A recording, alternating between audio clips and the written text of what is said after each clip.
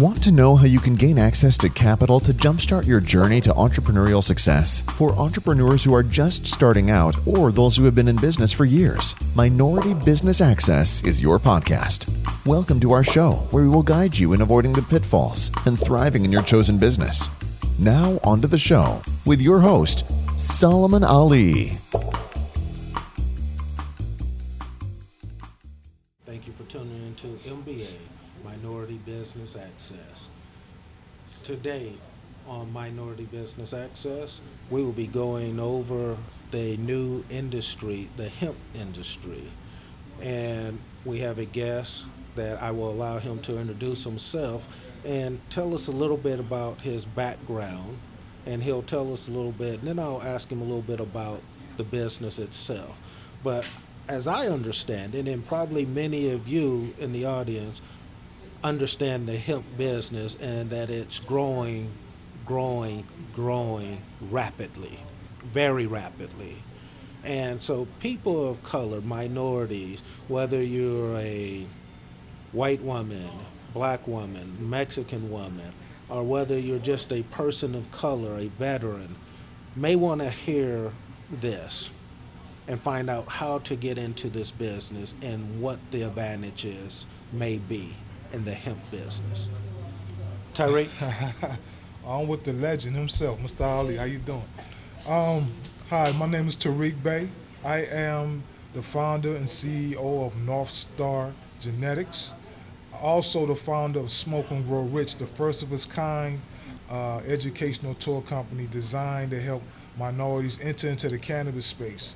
So that's, we've been doing this over the last 2 years, and we have a nice following on social media.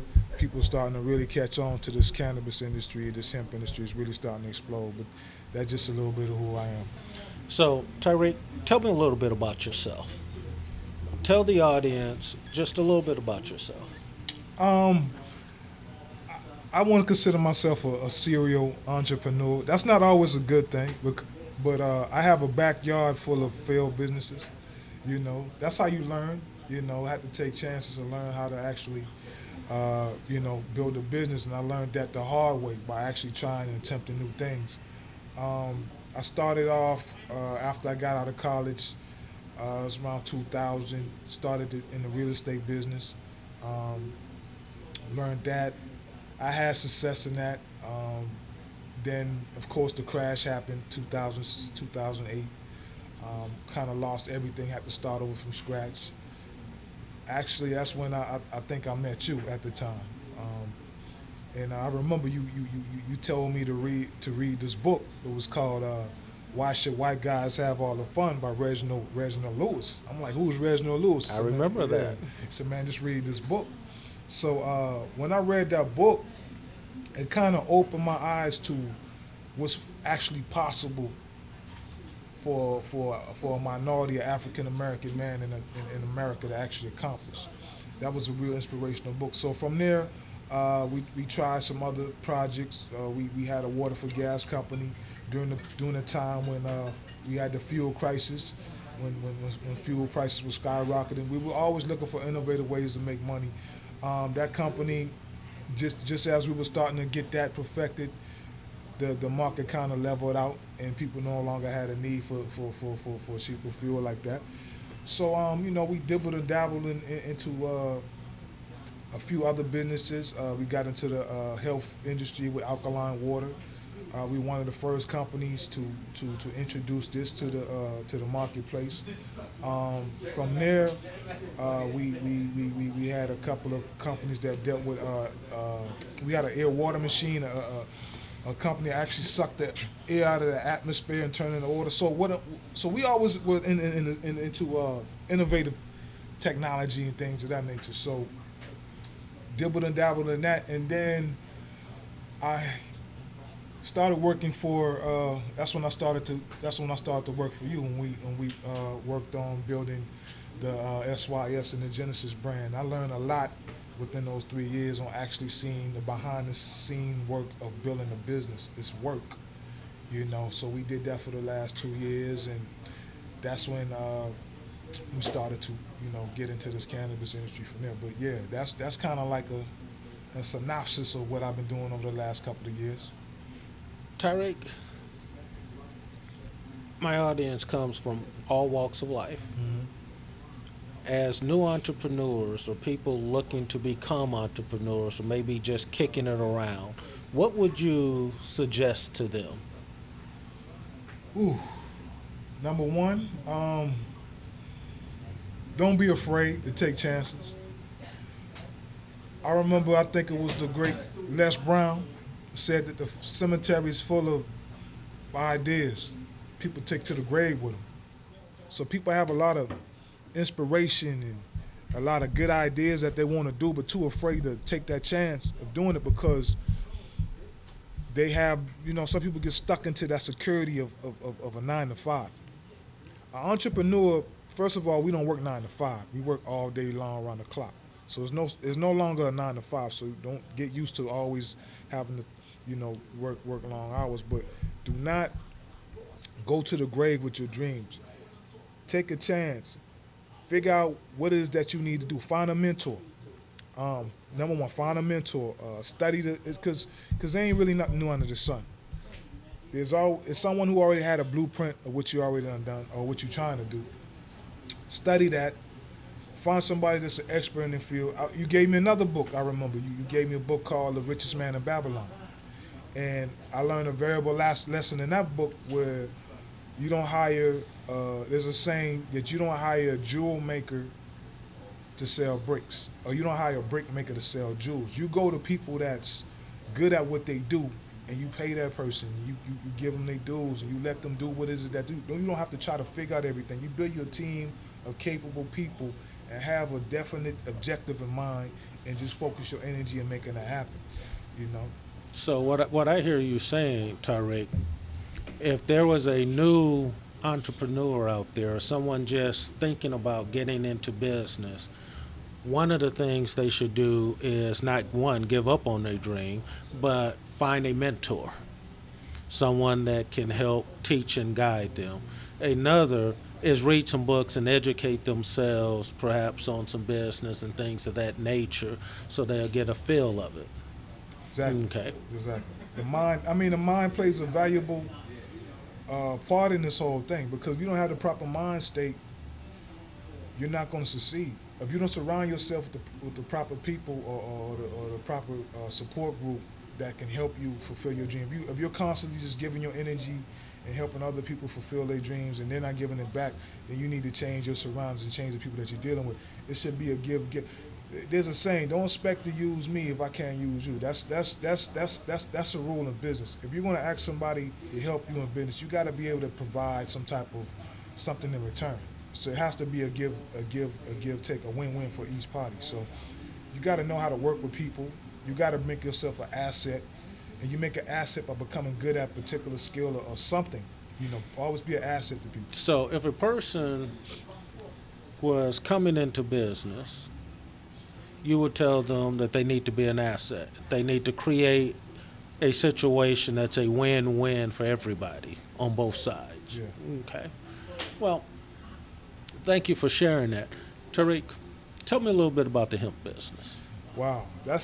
So right now, as you know, the cannabis industry right now, since I want to say 2012, has kind of taken this country by storm. It came in, started, of course, California was the beginning, and then we started going into places like Colorado. At that time, it was just marijuana. It was just marijuana for personal and for medical uses. But what a lot of people don't understand is the reason that marijuana was banned. It goes all the way back to 1937 Tax Act. Well, let me ask a question. Marijuana, is that you're basically selling drugs? People sitting around, you're selling drugs for people to sit around and get high? Is that the business? No, that's not the business. That's not at all a business. The reason I mentioned we're talking about a plant called cannabis. Cannabis has two parts of it. The good analogy is marijuana. Twin sisters, two girls. One girl's name is Marijuana. We all know her. She's in the streets. She's a little loose. Everybody, have her way with her. She's the fast one. And then you got a twin sister. She's the more cultured. She's the that she go to school. She's a good girl. She's a family girl. You know what I'm saying? She's always getting blamed for what her cousin does, what her sister does. Her evil twin sister, what we want to call it. I won't say evil, but her bad twin sister who got a bad rep. So people kind of lump marijuana and hemp into the same bag, but it's totally opposite. Explain that to us. For instance, okay, so what the difference between marijuana and hemp is there are compounds called cannabidiols. Now, so you're using this terminology I've never heard. That's not even a part of my vocabulary. Nobody really heard of this stuff. So break that down a little further. So these are the substances in the plant that actually they give you certain effects. For instance, the cannabidiol THC in marijuana. That what gets people high. So people smoke marijuana, THC gives them a psychoactive effect. That's when you get high smoking that. THC is not found in industrial hemp, or the levels of THC is so low that you would have to smoke a feel of it just to get high. I see. So that's the difference. CBD or that particular substance, CBD, that's if you're starting to see CBD shops pop up everywhere. You're starting to see CBD products pop up everywhere. That has tremendous health benefits.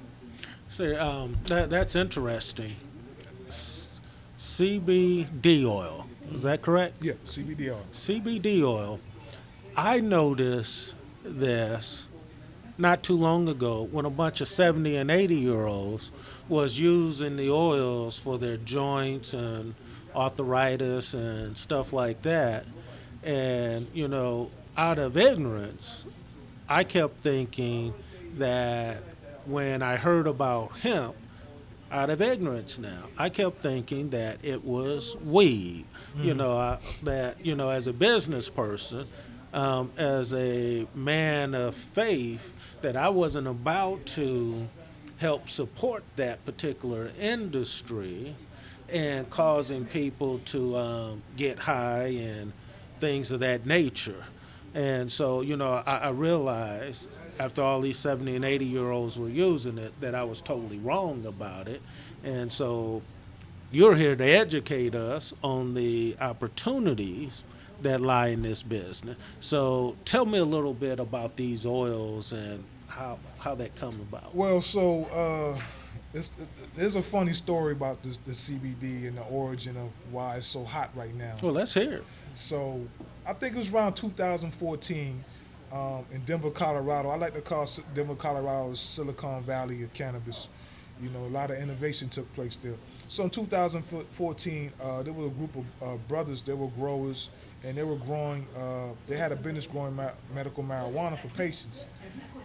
And what happened was they grew a batch of crops that they couldn't use because it didn't have any THC in it, or enough THC to get nobody high. So if you're selling marijuana, the whole object of the whole reason people's doing it so they can get some type of feeling, some type of elevation, and that wasn't happening.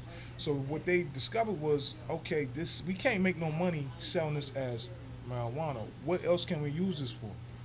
So they did their research and they discovered prior to 1937 that this plant was used for medicine for different various ailments. And so what they did was they took the plant, they processed and they turned it into oil, which you've seen. This was like the first batch of CBD oil that they produced. And there was a little girl by the name of Charlotte at the time in the area, and she was suffering from seizures. This little baby, this girl was having a seizure like every 6 minutes. Wow. So imagine that type of life. Every 6 minutes she's going into some type of seizure. And her parents were really, really frustrated. They couldn't find any relief. They couldn't find any help. They were really desperate. And somehow they hooked up with these brothers and they gave her a batch of this CBD oil. And so out of desperation, they assured her that they weren't giving her actual drugs that was going to make her high or anything. They said, well, we're gonna try this oil. It's supposed to have these healing effects. So she took this oil.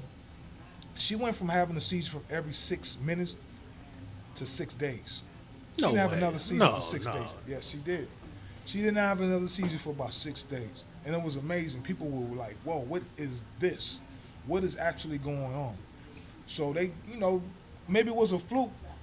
That's what they thought. So they kept giving her, kept treating her, and her seizures it didn't actually completely go away, but she can live a normal life. She can function normally. And so when news of that broke out, parents from all across the country started selling their houses, quitting their jobs, and moving to Colorado. Let me ask a question. I just want to see if I heard this correctly. She went from having a seizure every 6 minutes to every 6 days after using hemp. After CBD. CBD oil. CBD oil, yes. What are the medical professionals saying? Do they condone this? Yeah, so here's the thing. So when this happened, the medical profession, of course, they wanted to know what is the substance, what is going on.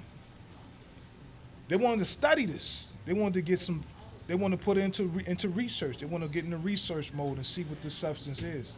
But the problem was that since it came from the cannabis plant, it was a Schedule I drug. They could not get access to this to study it because it's a Schedule I drug.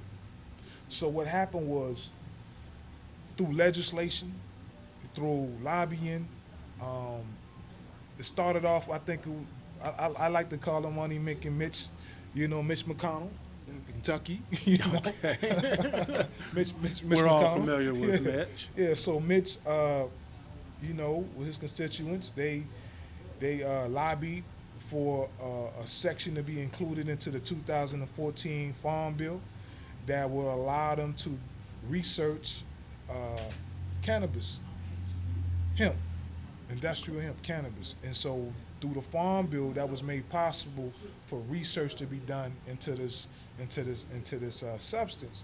Now, interesting thing is, there are a couple of drugs that the FDA are about to approve, that they're about to release to the public.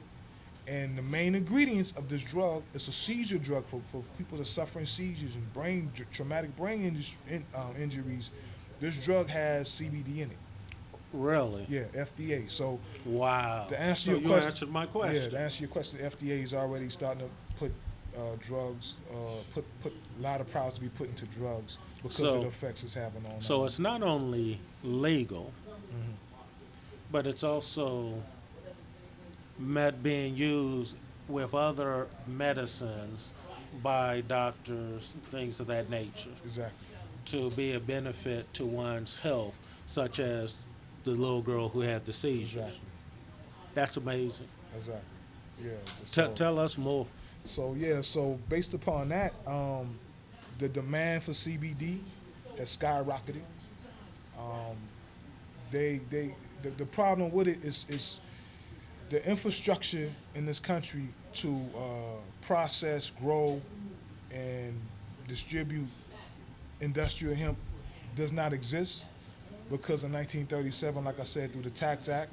What happened in 1937? Well, 1937, a bill was passed called the Tax Act, and the reason that happened, you had a lot of people at the time that had various investments in infrastructures that were threatened by cannabis, because cannabis, not only we talking about CBD, it makes 25,000 different varieties of different products. Okay, wait a minute. Now, cannabis sativa.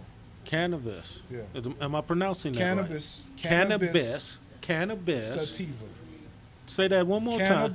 Cannabis. Sativa. Which is industrial hemp. Okay, I know I still messed it Gotcha, up, but yeah. it's industrial hemp. Industrial hemp. Now, isn't that just a plant? Yeah, it's a plant. Is it a new plant? No, it's one of the most ancient plants that God has given man to do a whole lot of things with. If you go all the way back to ancient times, the Egyptians, the ancient, I would say the Well, let's first not- Bible was probably written on cannabis paper. Okay, well, let's Yeah. not go back that far. Yeah. So tell us about this plant and this cannabis. So the cannabis sativa plant it makes some of the strongest fiber. The fiber from the plant is more durable, more stronger than cotton. Actually, it makes the best paper for if let's say if you cut down 20 trees to make some paper, it might take you 20 years to grow those trees back. It will only take you 6 months to grow that same equivalent of fiber from the hemp. Really? Yeah.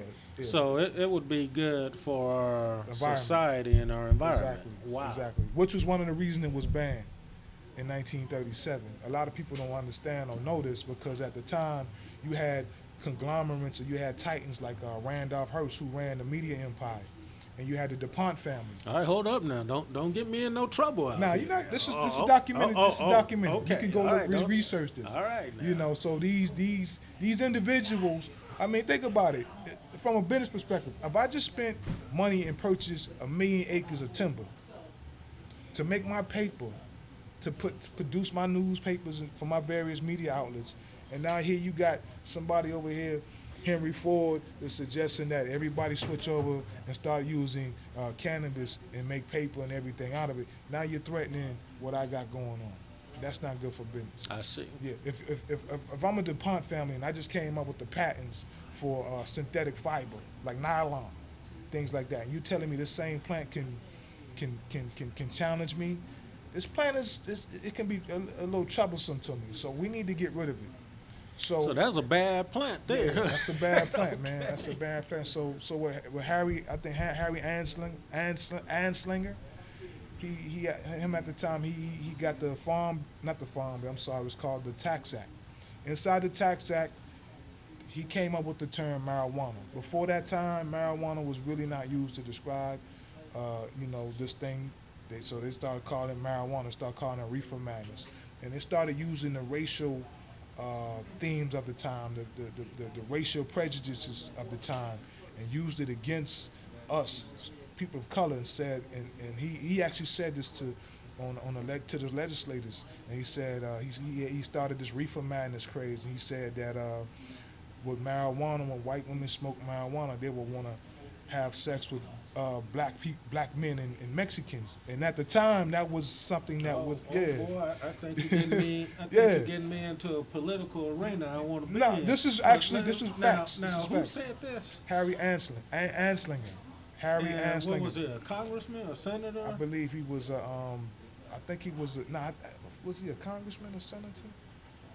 I gotta research exactly what his role was, but I know Okay. he introduced the bill.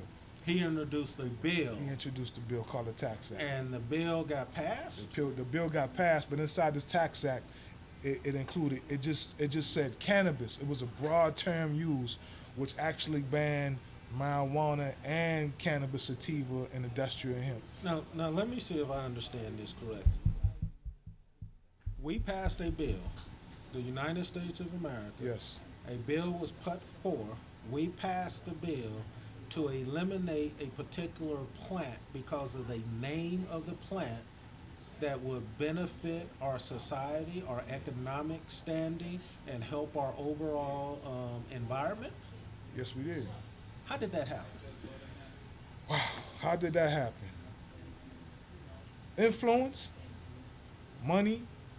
If you got money and the proper influence, you can basically pass anything, especially if the public is not educated on what they're, like some of the senators, they even admit that they did not even know there was a difference between cannabis sativa and marijuana. They thought it was the same plant. So if I may ask you, Tariq, the same influence that got it banned is today, as we speak, turned around and got it back, Yeah. and it's healing people. Yeah. It's approved legally. It's doctors are using it. It's stopping seizures. How's that possible, right? That's mind-boggling to me. So, in other words, I've never claimed to be the smartest person in the room, just one willing to learn. But how many lives could we have saved if this plant was still being used by people, not just Americans, but just people across the globe? I think the more interesting question is how many lives have been ruined because of this Tax Act 1937, because of the massive incarceration of minorities and people of color over this plant. Okay, well, tell me about it. Yeah, so I mean, just how are these lives ruined? These lives are ruined because number one, when they criminalize marijuana, it put a stigma on the drug. It put a stigma on a certain group of people. So a lot of, like right now in this industry, you may have Tyrone. Let's just use some names. You might have a brother named Tyrone. He moves 300 pounds of marijuana, and he gets caught, and he gets about 15 years, do a federal sentence of 15 years for moving that because of his geographical location where he lives. You may have this Steve, entrepreneur, a Caucasian entrepreneur. He moves 3,000 pounds, and he will get Businessman of the Year and write-ups in magazines. You understand? No, wait. I don't think I heard that too clearly. If Tyrone moves 300 pounds, the black market, okay, yeah, he gets in trouble. He might get 15 years. And gets 15 years incarcerated. That's what we're talking about. That's what we're talking about. Okay. And if Steve, his Caucasian counterpart, okay, his Caucasian counterpart, right, moved 3,000 pounds, yep, he get written up in the magazines. Written up in the magazine, he gets plaques. Him and his family get to relax. They live in a dream life. And yeah, what's the difference? The difference is because economics. They come from different places. Education, like Steve had the ability and the network to raise the capital, borrow money from his parents, his friends, from his community, get the proper, get his license, and had the money to pay for that type of stuff. Tyrone, he didn't have access to that stuff because he grew up poor. He grew up in a community that didn't have the resources or the know-how to make it happen. So he suffers. So it's a social equity situation, So Tyrone suffered because he failed to follow the rules and the procedures. He didn't even understand the rules. He didn't understand. He didn't even know the rules were written in that. He didn't understand the rules. He didn't have anybody to guide him through the rules. And then when Tyrone found out about the rules, he didn't have the money to participate because he couldn't afford to get his proper licenses. So it's a real unlevel playing field. So it was an unlevel playing field at that time. Yeah. Tell me about today. Well, today, that's why I particularly started the Smoke and Grow Rich tour, because I took a trip out to Denver, Colorado in 2015 when they first did when they first legalized recreational use of cannabis. So I wanted to see what America was going to look like in the next 15 years. So I took a trip out there, me and some associates, and what I saw, it shocked me, man. I saw lines wrapped around a corner for people lined up to consume something that I know personally that people that got arrested for in the state that I lived in. I didn't understand how that was possible.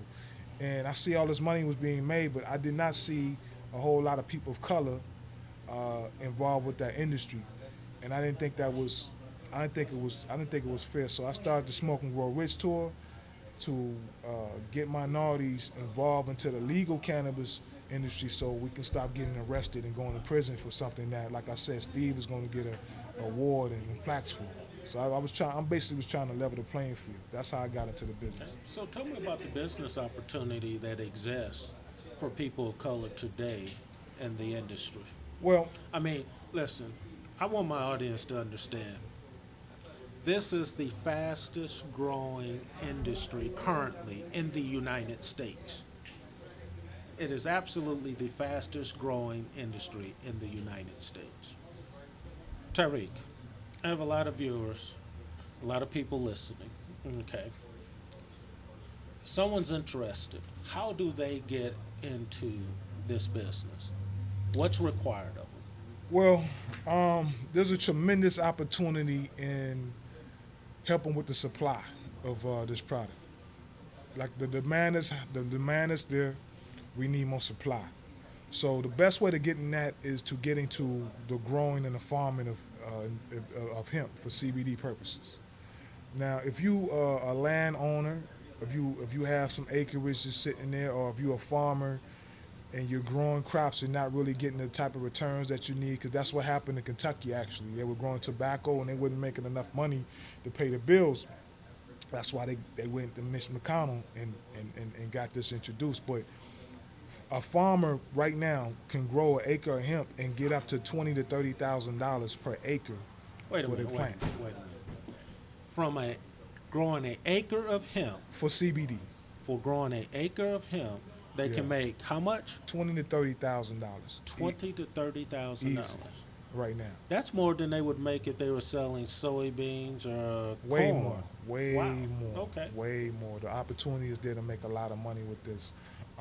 It's just the fact that having a lot of, like I said, since 1937 this was banned, and so the infrastructure wasn't really in place to do it. So with our company at NorthStar Genetics, what we into is helping the farmer get the resources that they need to make money in this industry. What does that mean?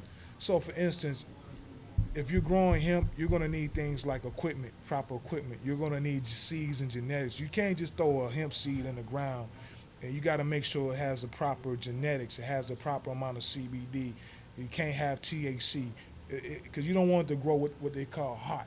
Because in states of like North Carolina, Georgia, with the farm bill, you have to maintain your THC levels under 0.3%. Anything over 0.3% will be considered marijuana, and it will destroy your crops. So you have to constantly be testing. You got to make sure that your plants don't, accumulate that much THC. So Tariq, for the people who are listening, how does your company help others, the farmers, to get into this industry? So if a farmer wanted to get into this industry, they would contact us. They would use. We got various methods. They can go through Instagram, follow us on Instagram at Smoke and Grow Rich, or they can actually go to Smoke and Grow Rich tours. I like that name, Smoke and Grow Rich. Yeah, it's an interesting. That's a whole nother story. Smoke and Grow Rich. Based Okay. off, it came from Napoleon Hill's Think and Grow Rich. So Ah. those who familiar with any type of self-help or any type of mind science, automatically they're gonna get what we're trying to do. It's catchy, but it's based upon those principles in that book. Okay. And so basically, like I said, so if a farmer wanted to get involved, we would help that farmer make sure that they have the proper land, make sure we do a land evaluation, make sure they have the proper soil. We work with them to help get the proper equipment, the proper genetics, the proper the irrigation setup, and then we also will purchase that product or purchase their crops from them during the harvest season. So basically, we help them put them in the ground. Wait a minute. I didn't catch that earlier. So you help them by also purchasing their crop from them. Yeah, we'll purchase their crop from So them. they have a guaranteed exit. Exactly. When Oh, they put it in wow. the ground, as soon as they put it in the ground, it's already going to be sold. We're going to buy it. So we'll Wow. contract to purchase that at a set price, of course. And it's sort of like the sharecropping model, but it's a sharecropping model that actually works, that you're going to make some money with. Okay, because when you say sharecropper now, Yeah, it has a negative I connotation. think of our people Yeah, that exactly. didn't make anything, Yeah. and they weren't slaves anymore, but they were real close to still being slaves. Yeah. So you ain't doing that to We're not people. doing that. Okay. Now you're going to actually make money. You're going to make a lot of money, because we trying to help people establish some generational wealth. Because even our people, when we were so-called free as a people, the first thing that our ancestors requested was land. They requested land. We were promised 40 acres and a mill. The reason why, because land is how you take care of your family. If you own land, you have a chance. You can grow your own food. You can build your own homes. You can have some type of independence. So I call my movement the Buy Back the Farm movement. Let's go back to the agriculture. Let's go back to farming. Let's take care of our families by growing this plant, using this plant, cannabis, and build a future with it. Okay. Well, no, I have a lot of listeners. People looking to thinking about becoming entrepreneurs. Some might just be kicking it around. They may not know anything about farming. What if they were interested in learning more? What do they do? That's question number one. Question number two, I know they want to ask, how much money do they need to get started? And is there any mentorship? Do you provide any mentorship, financing, or help for them to get into this business? And you get where I'm going with it? Yeah, okay. Yeah, definitely. So the different ways to get into this business, but like I said, if they want to learn more, the first thing I would recommend reading a certain book first. It's called Why the Emperor Wears No Clothes. It gives you kind of like a history of industrial hemp, especially in America. I would start there. I would reach out to us. We use social media a lot. That's our main tool. That's how we get our message out. We're on Facebook. We're on Instagram. That's our main source. It's the best tool to get started. And plus, they get to see what we actually doing out there. We put a lot of content out so they can see what we got going on. And also we have in September coming up the Smoke and Grow Rich Tour. Now, the Smoke and Grow Rich Tour, we're gonna bring people out to Denver, Colorado. We're gonna have one day for those who wanna learn about the cannabis industry in particular, like if they wanna get into the medical marijuana business, we'll give them a tour of that. But if they wanna get into the industrial hemp side, we're gonna show them processing facilities, we're gonna show them how to grow it. We're going to take them on a couple of farms, and we're going to sit them down with some consultants to go over their particular situation. So I would suggest they come to the Smoke and Grow Rich Tour coming up in September. Okay, so how do they get in touch with you? Well, they can reach me at info@smokeandgrowrichtour.com, or they can reach me on Instagram at Smoke and Grow Rich Tour, or on Facebook. We have a Facebook group that you can join. It's called Black Hemp 2020. Basically, we're getting people ready to get for 2020 season. Come May, you should have something in the ground so you can take advantage of this. But I will start now. You have plenty time to learn what you need to learn, to get your financing in place, to secure your land, to secure your genetics. Plenty time to start right now. Now is the time to start. Do you help with the financing? Yes, we do. We work with some investors that will be backing these projects, providing. We have consultants that will go around and actually help set up the farms, set up the irrigation, help you pick the right genetics, just the whole process. So let me see if I understand. You help with the financing, right? Through your investors. You have consultants that will teach and educate them on this. You have farm managers that will go out to their farms and locations and help them or teach them the business. Right. Okay. Wow. Yeah. That's very impressive. Yeah. One more time, could you please give us how our audience will get a hold of you? So you can reach me at info@smokeandgrowrichtour.com, or they can reach me on Instagram at Smoke and Grow Rich. So follow us. Send me a direct message. We respond to those, and they can also join our Facebook group. It's called Black Hemp 2020, and that's just for minority Black farmers who want to get into this industry, because that's still our goal, is to bring back farming to the Black community. I see. Tariq, I want to thank you for coming on MBA, Minority Business Access. Yeah, it was a pleasure. All right.